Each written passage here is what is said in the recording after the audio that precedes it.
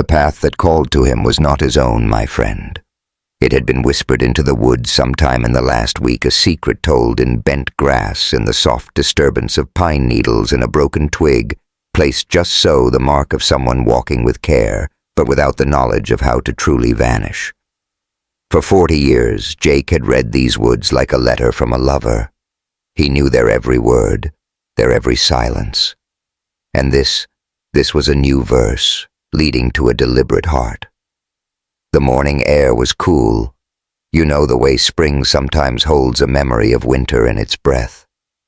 Mist clung to the hollows, a soft spun ghost between the trees, and the birds were only just beginning to speak to one another. From a high branch, a Steller's jay called out to him a sharp, honest cry, a fierce little soul unafraid of its own truth. Jake always did have a soft spot for the jays. They spoke plainly even when the truth was harsh. He followed the whisper of the trail deeper into the trees. Past the ancient cedar, a silent witness that had stood long before Lewis and Clark ever dreamed of this land. Past the creek that held the ghost of Tommy, a place he never looked at, a wound on his heart that decades could not heal. He moved past the lightning-scarred pine, his own quiet marker between the world of men and the soul of the wild. And still he walked further. Into a part of the woods his body hadn't visited in years, since his knees began to whisper promises of rest they could no longer keep. The path, of course, led upward. It seems everything that truly matters asks us to climb, and climbing at 72 is a quiet conversation between the spirit and the bones, a talk the bones usually win. But Jake had his walking stick, you see, and a heart full of stubbornness, and with those two companions, he found his way. After an hour, he paused, leaning against a Douglas fir to let his breath catch up to him. He felt the rough bark under his palm, a comfort like a steady hand, and tasted the copper of effort on his tongue. His heart was a frantic drum against his ribs, his lungs feeling 2 sizes too small. But he was still moving, my friend, and at his age to move is its own kind of victory. The forest this deep felt different. It held an older, heavier grace. The light fell through the canopy in cathedral shafts as solid as prayer, and the air itself had a weight, a texture. You could feel time here layered like stone, 1 century pressed against the next, until it became something sacred and whole. Jake pushed away from the tree and continued his climb. The trail was clearer now, as if the one who made it had stopped trying to hide and had decided instead to be found. 20 minutes later, his heart quieted. He had found it. It was a clearing, but not one born of nature. It was made. Trees had been laid to rest in a gentle circle, perhaps 30 feet across, and in its center someone had built a kind of prayer. It wasn't a building, not really. It was more of a shrine. Stones were stacked in careful meditation with branches woven between them like loving arms, and there, sheltered by a roof of bark and moss, rested a collection of last things. Jake stepped into the clearing with a slow heart.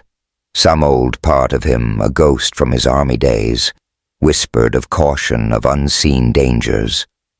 But this place didn't feel like a trap. It felt like a memory. Nothing moved. The forest held its breath, watching with him. He walked to the heart of the circle. He knelt, letting his knees complain, and looked upon what had been gathered with such care. They were pieces of people, you see. The small things they carried. A wallet softened by time, but still whole. A wedding band. A pocket knife. A wool cap. A thermos. A pair of broken glasses. All of them arranged with a tenderness that spoke of tribute, of remembrance, of love. Jake reached for the wallet, his hand gentle. He opened it. The driver's license was from 1983. Its colors faded, but the name still clear. Dennis Scott Harris. He was 42 in the picture. Tucked behind it, a hiking permit for the Pacific Crest Trail for the section that winds through the Cascades. Oh, Jake knew that name. Everyone in the county knew it. Dennis Harris had walked into the woods 42 years ago and become a ghost. They had searched for 3 weeks, but the forest held its secrets. His wife, they said, waited 10 years before she let the paper declare what her heart already knew. His story became a whisper, a cautionary tale told to children about the beautiful, terrible power of the wild. And here, after 42 years, was his wallet, placed with such reverence in this impossible sacred clearing. Jake set the wallet down as if it were a fragile bird. He picked up the thermos next. A name was etched on the bottom, William Chen, 1997. Another name that echoed in Jake's memory. Another soul who had come to these woods and never returned. One by one, he looked at them all. Each object was a final word from someone who had disappeared. 15 objects. 15 souls. A quiet history spanning 40 years. Some names he recognized, some he did not. But they were all here, their memories kept honored by a guardian most people believed was only a myth. "Oh, my sweet Lord," Jake whispered the words of prayer on his lips. The forest offered only its deep listening silence. But from behind him something else answered. It was a presence, not a sound. You know the feeling when the air in a room changes because someone has entered even in total silence. It was like that, a shifting in the soul of the place. Jake turned slowly, his hands open and calm. It was the way you move around a wild and holy thing that could break you, but has chosen not to. 10 feet away, standing at the edge of the clearing, was the keeper of this place, a male Jake felt, though he couldn't tell you why. He stood perhaps 8.5 feet tall, cloaked in dark brown hair that fell long about his shoulders. His face was nearly human, wider, gentler, but it was his eyes that held Jake. They were filled with an ancient intelligence, a deep purpose, and something else, something Jake recognized in his own heart. It was sadness, a sorrow so profound it seemed to hold the weight of the whole forest. They simply looked at each other, and time itself seemed to pause. The woods held still around them, as if it knew this quiet moment was a conversation between worlds. Finally, with a gesture of shared understanding, Jake motioned toward the shrine. These belonged to the ones who were lost. The creature did not move, did not speak. He only watched Jake, and in those 2 human eyes, Jake saw an answer that needed no words at all. "So you've held on to them." Jake's voice was a raw whisper, a breath of awe. "All this time, you've carried their memory." There was only silence in return, my friend. But I saw it. A subtle softening in its form, a quiet release, as if my words had been the key to a lock I never knew existed. Jake turned his gaze back to the small, sacred collection of lives. "Tell me their stories," he pleaded softly. "What became of them?" And then a sound rose from its heart, deep and resonant. It wasn't a language of words, but it was a language all the same, a melody of purpose, of meaning, that danced just beyond Jake's grasp. With a grace that defied its size, it turned and moved to the far edge of the clearing, pausing to cast a look back at Jake. A silent, patient invitation. Was it a request, my dear, or a decree? In that moment, the line between the two felt as thin as a whisper. Oh, how every part of him screamed in protest. His knees ached with the warning, and his poor heart, already so heavy, pleaded with him not to add this strange pilgrimage to its list of burdens. His very soul cried out for caution. But then there was that old familiar ache of wonder, the one that had guided him through his whole life, whispering to him, as it always had. "Go." And so, my friend, he followed. It guided him further into the heart of the woods, its movements a gentle rhythm, always waiting when Jake's human pace faltered. There were no words, no signs, just a steady presence, a being that moved with a patience born of ages, as if it measured time, not in seconds, but in seasons.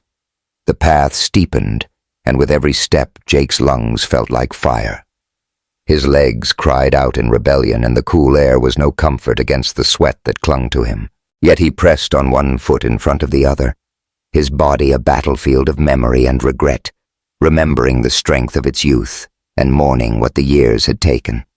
After what felt like an eternity, but was perhaps only 20 minutes, their journey paused.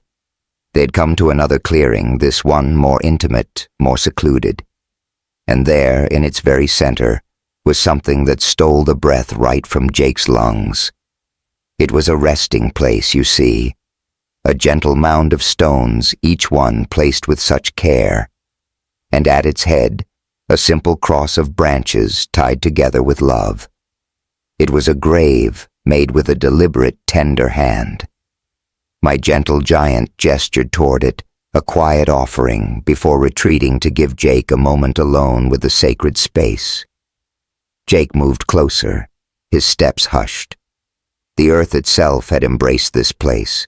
Grass had woven a blanket over the mound, and moss softened the edges of the stones. It was ancient, a memory held by the forest for years, maybe even decades. A soul was resting here, a soul this creature needed him to know. And there at the foot of the cross, tucked gently beneath a flat stone to shield it from the world, was a piece of paper. With a tender hand, Jake lifted the stone and drew it out. It was a fragile, yellowed whisper of a thing, but the writing, my dear friend, was still clear as day. It was a letter penned by hand and dated July 8th, 1991. To whoever finds this letter, it began. My name is Robert Allen Thompson. I am 62 years old. 3 days ago I fell near Cedar Ridge. My leg is broken, my ribs too, perhaps. I cannot walk, my friend, and I cannot call for help. I write this so my daughter will know I didn't just vanish. Please tell her I'm so sorry. Tell her how much I love her, and tell her for her heart's sake that the end was a gentle one. But oh, my dear, there was more. Below his words, another message had been added in a hand that trembled with a story all its own. July 11th. It read, I am still here. Something has been coming to me bringing water and food. I cannot see it clearly, for my strength has faded. It is not human, but it is my savior. What a strange and wondrous world to find such mercy in the wild. And with those words, my friend, the story ended. Jake just stood there, the fragile paper a weight in his hands as the years folded in on themselves. Robert Thompson, who vanished in July of 1991, 34 years ago. The search parties found no trace, and a family was left with only a question, a wound that never healed. But something did know, you see. Something found him. It tried to offer him comfort, to save him. And when his light finally faded, it laid him to rest. With such care, with such reverence, with a cross that whispered to the trees that this man, this life was cherished and would not be forgotten. Jake lifted his eyes to the creature who stood at the clearing's edge, a silent guardian watching him, waiting for his heart to understand. You tried to save him. Jake breathed the words, a quiet truth between them. Its face remained a mask of ancient calm, but in the deep pools of its eyes a light flickered. Perhaps it was a confirmation, or maybe it was the profound peace of finally being seen. How many others? Jake's voice fractured with the weight of it all. My friend, how many souls have you tried to shelter? In answer, the creature turned and glided a few yards to an old tree on the edge of the clearing, raising a hand to point toward its ancient bark.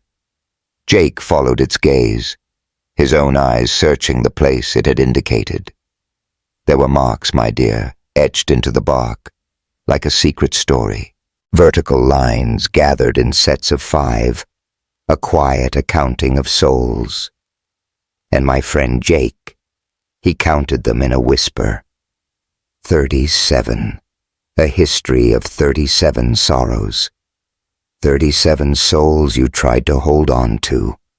He murmured, his voice a soft echo in the sacred quiet. And then, my love, a slow, deliberate nod. It was the first gesture so profoundly human, a bridge built between their worlds in a single silent moment. And the keepsakes in the other clearing, the little pieces of life left behind. Those were for the ones you couldn't save, weren't they? Another silent affirmation, heavy with the weight of unspoken goodbyes. And what of the ones you saved? Jake dared to ask, his heart clinging to a sliver of hope. The ones who found their way out of the dark. A sound escaped it then, like the forest itself breathing out a long-held sorrow. And slowly a hand rose, holding up 3 fingers against the fading light. Just 3, out of 37. 3 precious lives, guided back from the brink, saved by a guardian the world would never believe in. In that moment, my dearest, something inside Jake simply gave way. Not his heart, but something deeper, the very map he used to navigate his world, the comforting illusion that everything had its proper place and reason.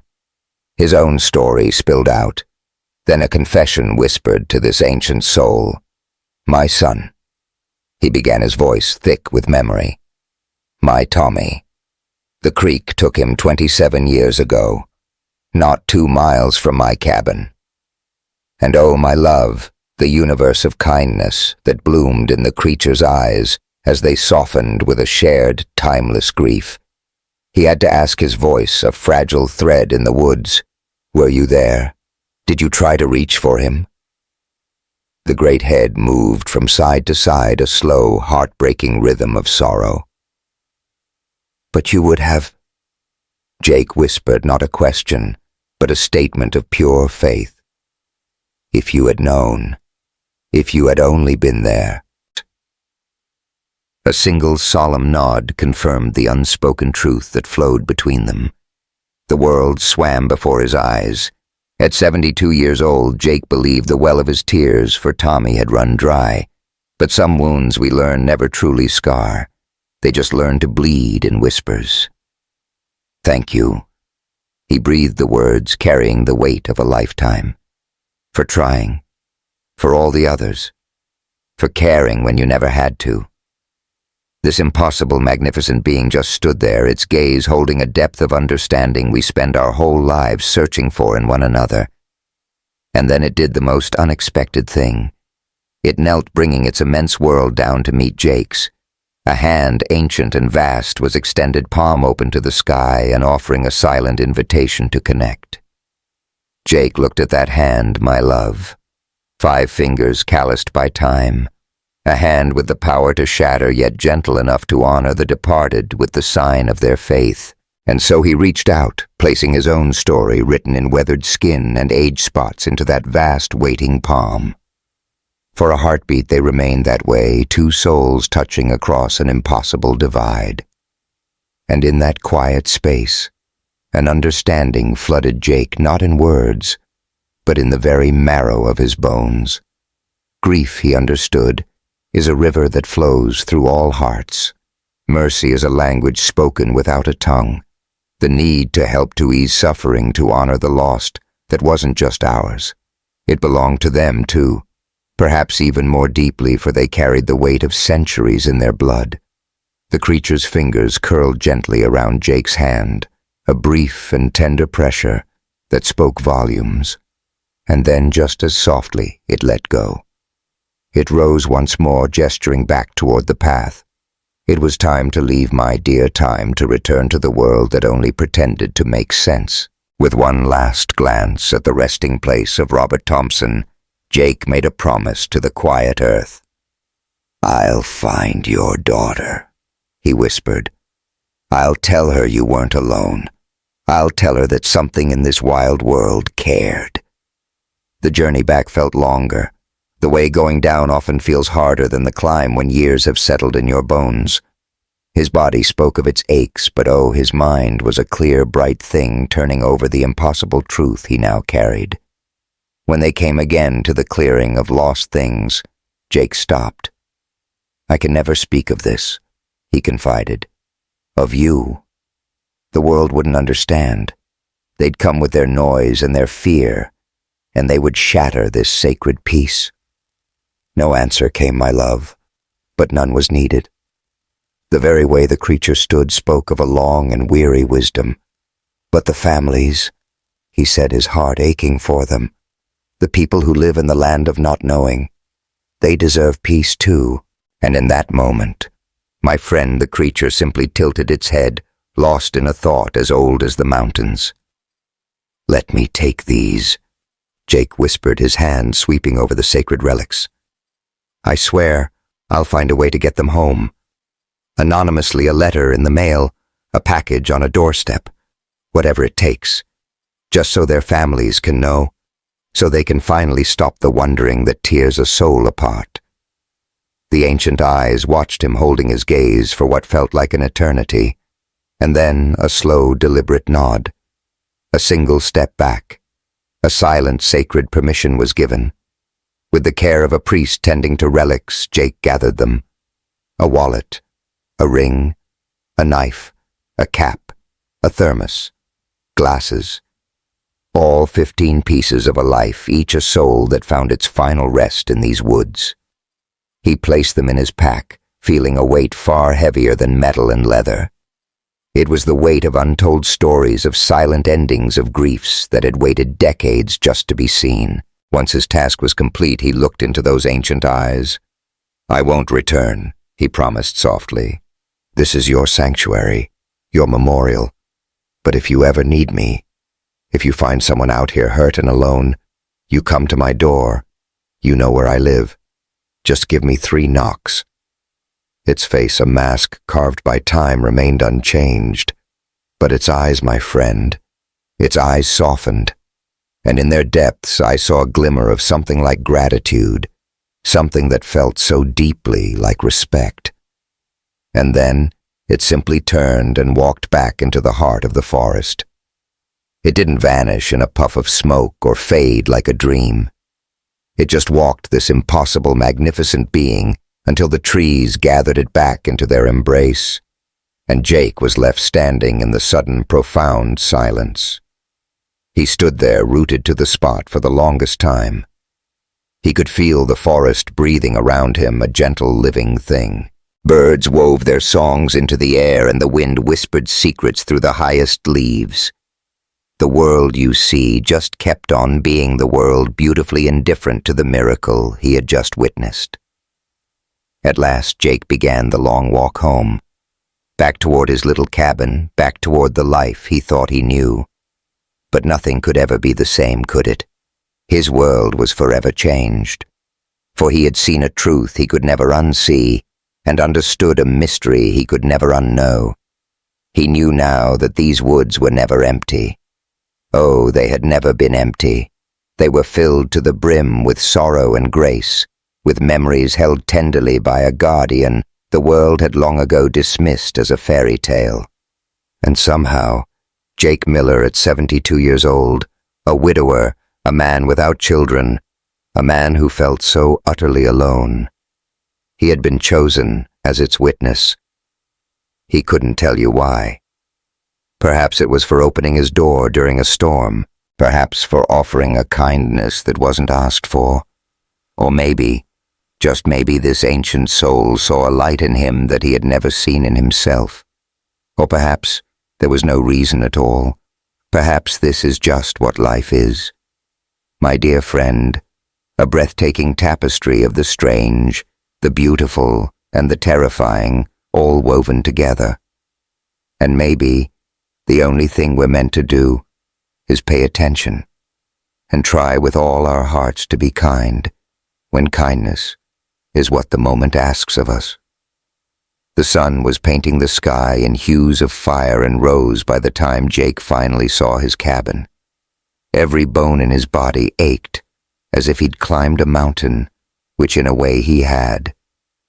A tremor of pure exhaustion ran through his hands, and the world swam softly at the edges of his sight.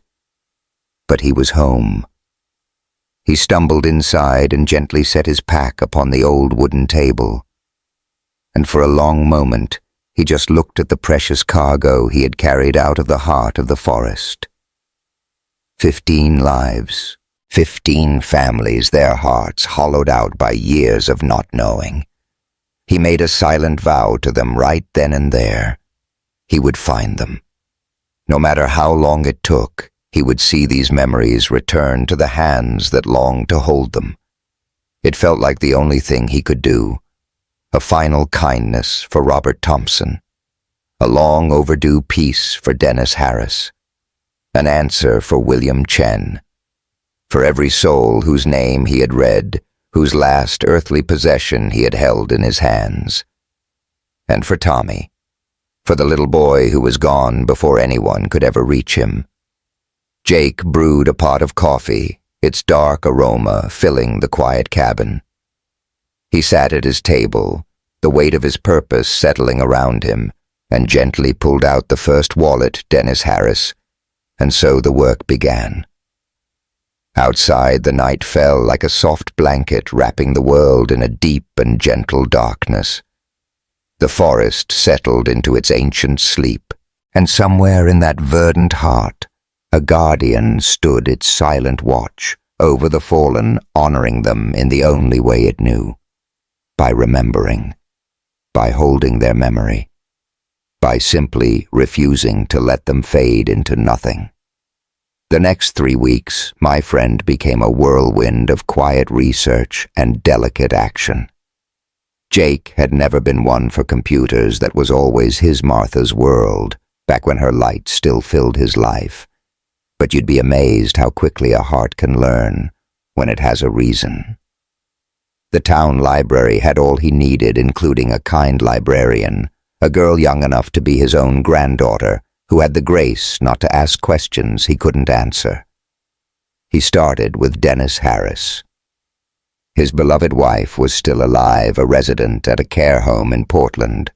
86 years young, her mind still a brilliant thing, or so the website said. Jake wrapped the wallet as if it were a fragile bird and typed a simple anonymous note. Found this during some survey work in the mountains. I thought you would want it back. I am so deeply sorry for your loss. He left no return address, of course, and mailed it from a town some 30 miles away, a ghost delivering a memory. One by one, the others followed. Some families were a gentle trail to follow. Others were ghosts themselves, requiring days of sifting through faded records and whispered obituaries. For 2 souls he could find no living kin, so he sent anonymous letters to the counties where they were last seen, gently suggesting where to look, including photographs so they would know his words were true. And with every package he mailed, it felt like he was releasing a held breath. It was never just about the objects you see. It was the crushing weight of decades. It was the terrible silence of not knowing, a pain that gnaws at the soul far deeper than any certain grief. Jake kept nothing for himself. He wanted no thanks, no recognition. This beautiful, heartbreaking mission was never about him. It was about honoring those who had met their end alone, their memories kept safe by a guardian the world had forgotten how to see. And all through those weeks, the gifts kept appearing like silent thank you notes from the forest itself. A perfectly woven bird's nest left on his windowsill. A collection of river-smoothed stones by his door. And once a true mystery, a handful of sweet wild strawberries laid out on his porch rail, a gift from a season that had not yet arrived. And Jake in turn left offerings of his own. Simple gifts of food, mostly. But sometimes a tool he thought might be of use, a sturdy tarp, a coil of rope, a small steel pot. And by the time the sun rose, they were always gone.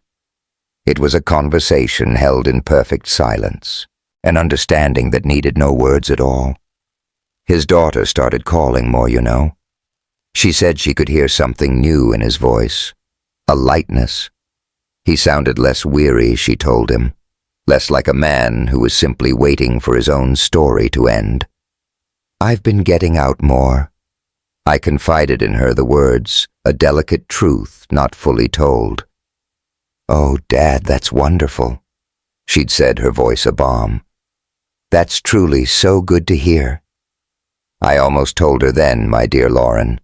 I almost whispered, "I've seen wonders. I have held mystery in my own two hands. The world is infinitely stranger and more beautiful than we were ever led to believe." But the words remained in my heart. Some truths, when spoken, sound like madness, and madness gets you placed in quiet rooms where kind people make your choices for you, and so I held it close. Another secret weight, but this one felt different. Not a burden, my love, but a ballast, the very thing that keeps a ship steady when the seas turn rough. April melted into May, and the forest awoke in a green so fierce it almost hurt the eyes. Wildflowers pushed through the earth like tiny promises.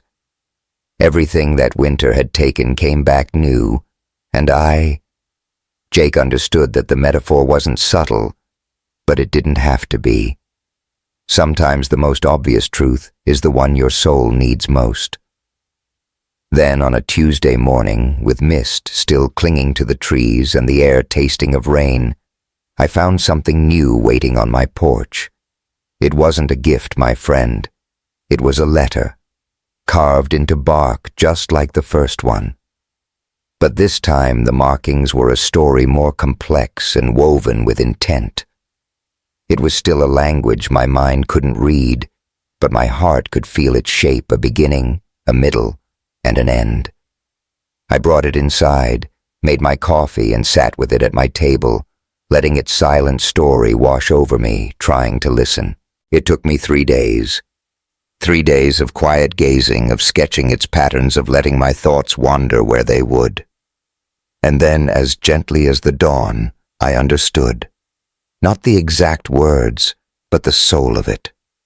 This was a history, their history, carved into the skin of a tree because they had no paper, no screens, no language we would ever recognize. They had only these marks to carry their memories forward through time. I traced the deep grooves with my finger. These beings had been here long before my cabin, before the town, before every single thing we humans had built. They had watched us come, watched us settle, watched us pretend we could own a land we would never truly comprehend. And through it all, they had tried to help us, when they could, in the only ways they knew how. 37 attempts. Over how many years? How many decades? How many centuries? And 3 successes. 3 human souls who walked out of that forest alive and whole because something impossible and kind decided their life mattered. I set the bark down gently and looked out toward the trees. "I don't know what you want from me," I whispered to the forest. "But I'm listening." The forest kept its silence. But that night, my love, when the world was deep in shadow, I heard them. 3 knocks. A breath of silence. Then 3 more from a different corner of the darkness. Then 3 more. A pattern, a rhythm echoing like a heartbeat from the heart of the world, a drum song older than memory. I stood on my porch, just listening. The knocks went on for 5 minutes, then 10. They came from all around me, near and far, creating a symphony that shouldn't have been possible. Yet here it was as real as the cool night air. Then, as suddenly as it had begun, it was over. The silence that rushed back in was deeper than before. It was complete, total. I waited, my heart still beating to their rhythm. But no creatures came from the woods. No new messages appeared. There was only the darkness, the silence, and the profound certainty that something sacred had just occurred, even if I didn't understand it. I went back inside and lay in bed, but sleep was a world away. I couldn't find it. My mind was too bright, too full, trying to make sense of things for which I had no words. At dawn, I rose, made my coffee, and I found her. There on my porch, sitting with her back to my door, was a woman. In her 50s, perhaps. It was hard to tell. She was wrapped in a silver emergency blanket, the kind hikers carry. Her clothes were torn, her face was scratched, and her eyes, my dear, were open, but seeing a place very far from here. "Oh, my goodness," I breathed. I knelt beside her and gently checked her pulse. It was strong. Her breathing was steady. There were no wounds, only the marks of her journey and a deep, deep exhaustion. "Ma'am," I said softly, "can you hear me?" Her eyes slowly came back from that distant place. They found my face, and clarity seemed to return to her in gentle waves. Her voice was a rough whisper, as if it hadn't been used in a long time. "Where? You're safe here in my cabin, just outside of Portland, and you are Rachel," she whispered, her voice a fragile thing. "My name is Rachel Martin. I was hiking, and something started chasing me. I ran until I was lost. I don't know for how long. It feels like days, maybe even a week." A quiet current of memory stirred in Jake's mind. Rachel Martin. He knew that name, he was sure of it. But from where? And then it came to him, a sorrowful echo from the recent past. The missing person report posted 2 weeks ago. A woman who had vanished hiking all alone near the PCT. The search for her had been called off after only 5 days. "My dear," Jake said, his voice a gentle anchor, "you've been missing for 13 days. The word escaped her lips on a breath of disbelief, her eyes wide with the lost time.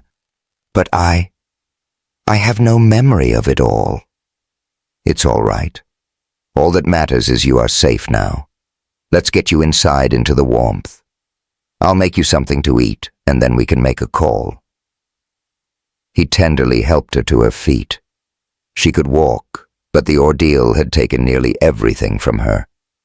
He guided her inside, settled her into the soft embrace of the couch, and wrapped her in thick, warm blankets. He made a nourishing soup, and then he called the sheriff. As they waited, Rachel spoke her words like scattered pieces of a dream.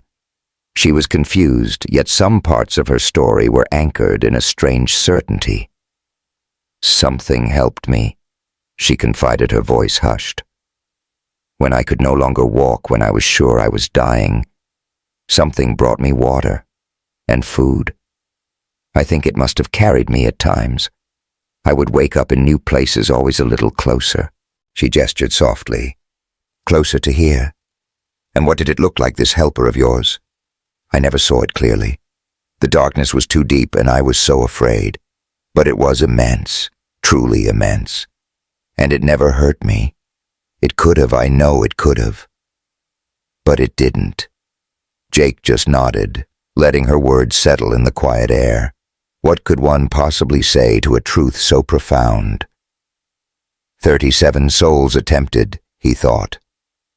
And now, 4 had been returned. This woman was alive, breathing in his home, because something impossible had decided her life was worth saving. The sheriff arrived with the paramedics, their presence a gentle intrusion. They cared for Rachel, and Jake answered their questions with a quiet reverence for the truth he held back.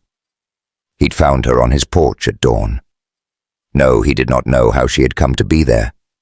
No, he had not seen another soul, just her wrapped in that blanket, looking as though she'd journeyed through the deepest shadows and returned to the light. After they were gone, Jake stood on his porch and looked out at the forest that was his neighbor. "Thank you," he whispered to the trees, "for bringing her to me, for trusting me with her."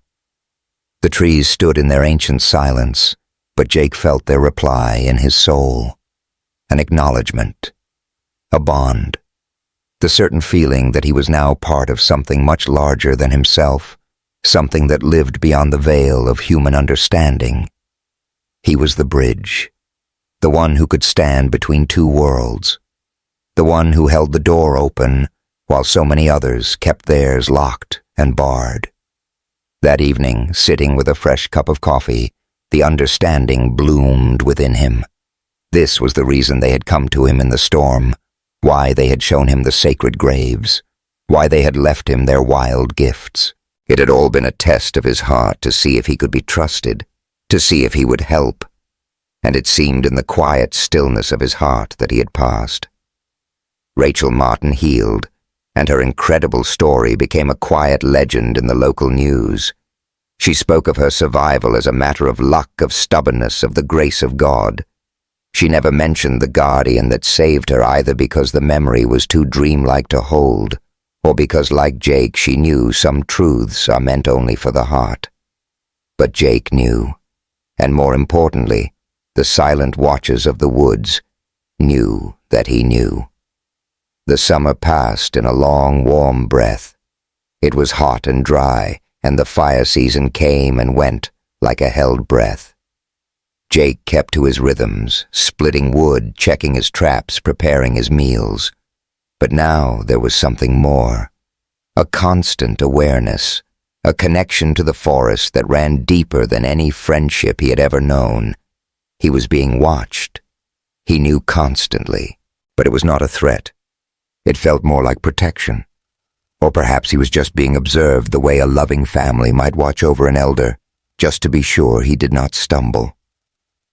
3 more times that summer, Jake found lost souls upon his porch, delivered to him across the months. A teenage boy who had strayed from his youth group, an elderly man who had wandered from his campsite and lost his way, a woman in her 30s unable to walk out on a badly twisted ankle. Each time they appeared with the rising sun. Each time they were wrapped in blankets or sleeping bags they did not recognize.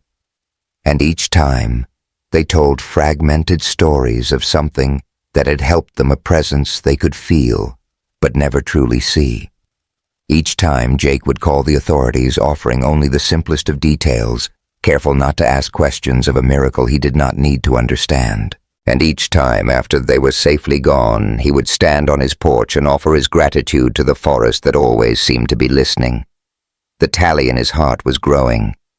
8 saved now. 8 precious lives that would continue on because creatures thought to be myth had decided that mercy was more important than secrecy. The local paper finally wrote a story calling his home the miracle cabin where lost hikers find help. They interviewed Jake, and he told them that the mountains work in mysterious ways. He said that sometimes all people need to do is be still, and the forest itself will guide them home. A reporter, you see, once asked him if he believed in the spirits of the forest. "I believe in paying attention," Jake had said, his voice soft as moss. "And I believe most things aren't just by chance. Beyond that," he offered a simple shrug, "the world is so much bigger than what we can ever hope to explain." They printed his words, of course. It made him sound like a storybook character. Quaint and folksy, the old man with his mountain wisdom. But Jake didn't mind. It was a kinder story than the truth, wasn't it? Kinder than saying he had somehow become the quiet ambassador between our world and theirs, that his simple porch was now the designated sanctuary for souls who had lost their way.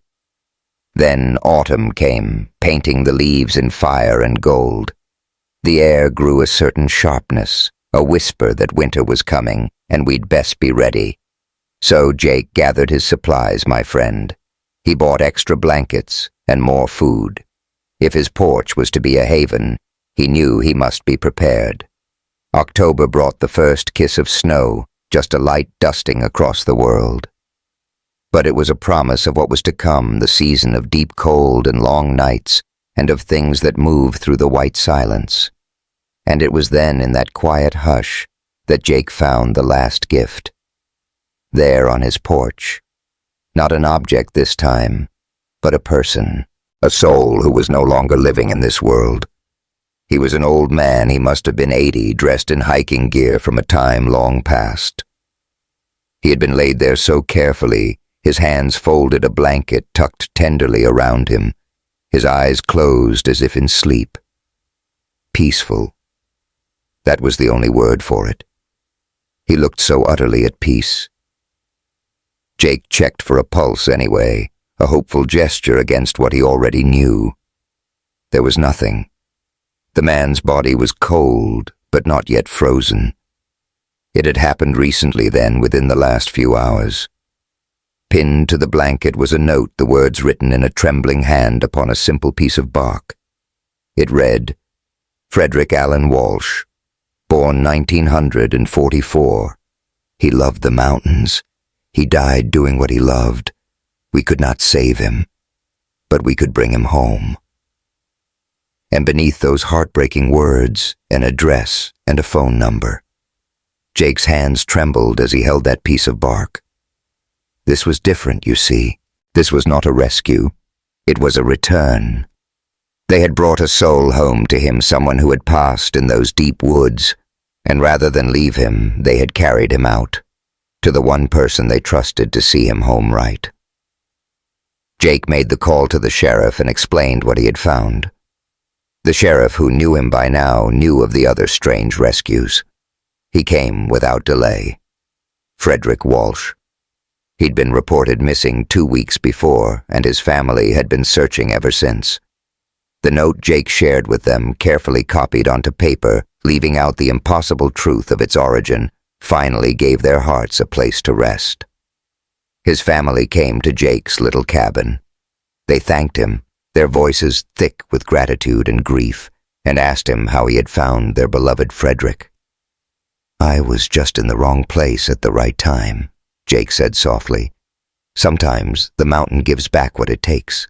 And they accepted his words because when you're grieving, you accept the comfort you need to find your way through. After they had gone, Jake stood alone on his porch. The sun was setting bleeding orange and red across the heavens, the kind of sunset that reminds your soul that beauty still exists, even after the deepest darkness. I'm so sorry you couldn't save him, Jake whispered to the forest, his heart open. But thank you for trying. Thank you for bringing him back, for giving his family a final peace. The wind sighed through the trees and the branches swayed in reply. And you just knew somewhere in that deep green darkness, something was listening. That night, Jake dreamed of his Tommy again. But this time everything was different. Tommy wasn't pointing into the woods in fear. He was smiling whole and so happy. And behind him, standing among the trees, were tall, watchful shapes. They were protecting him. When Jake awoke, he knew. It wasn't a thought, but a certainty that lived in his bones, in his blood, in a place far deeper than words. They had found his Tommy's body in the creek all those years ago. But now he understood that before he was found in those terrible lost hours, his boy hadn't been alone. Something had found him. Something had stayed with him, and when it was too late to save him, it had mourned with him. He could never prove it, of course, but he didn't need to. Some truths, my friend, live in a place much deeper than proof.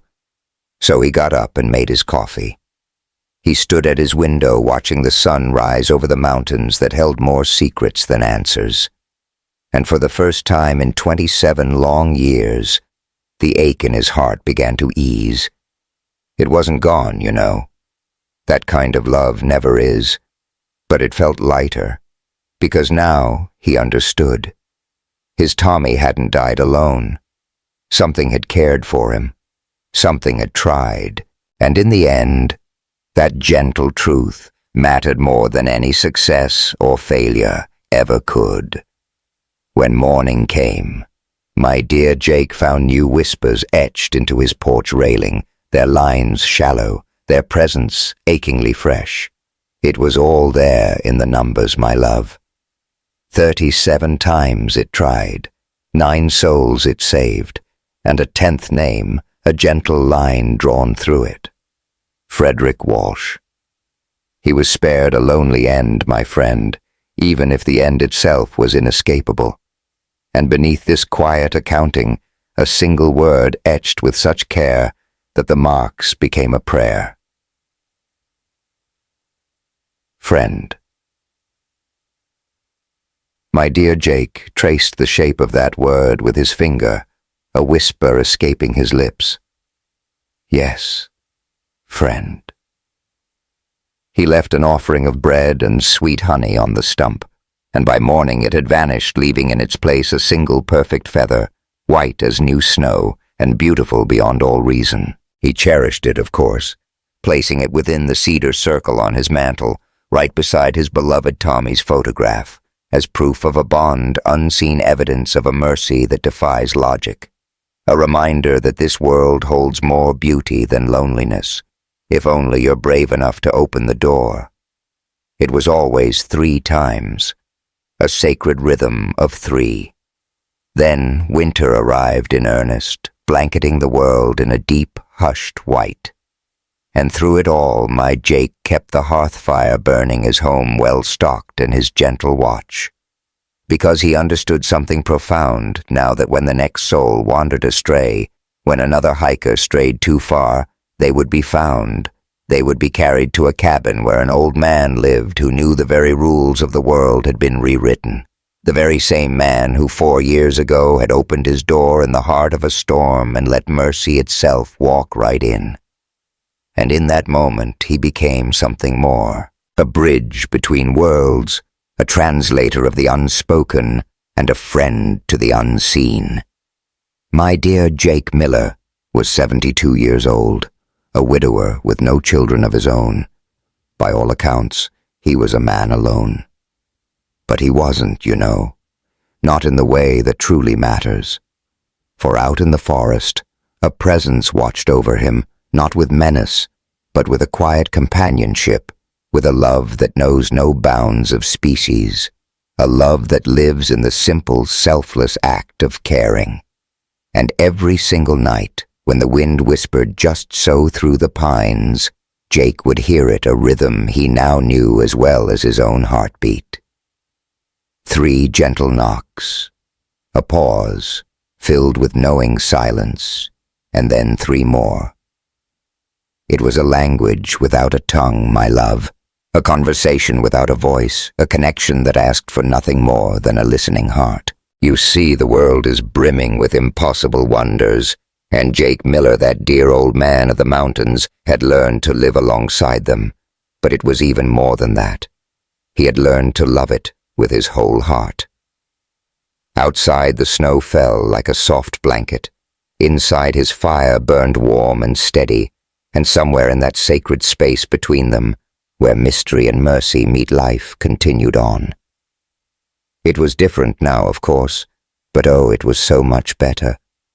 It is always better, my dear, when you find the courage to answer the knock at your door.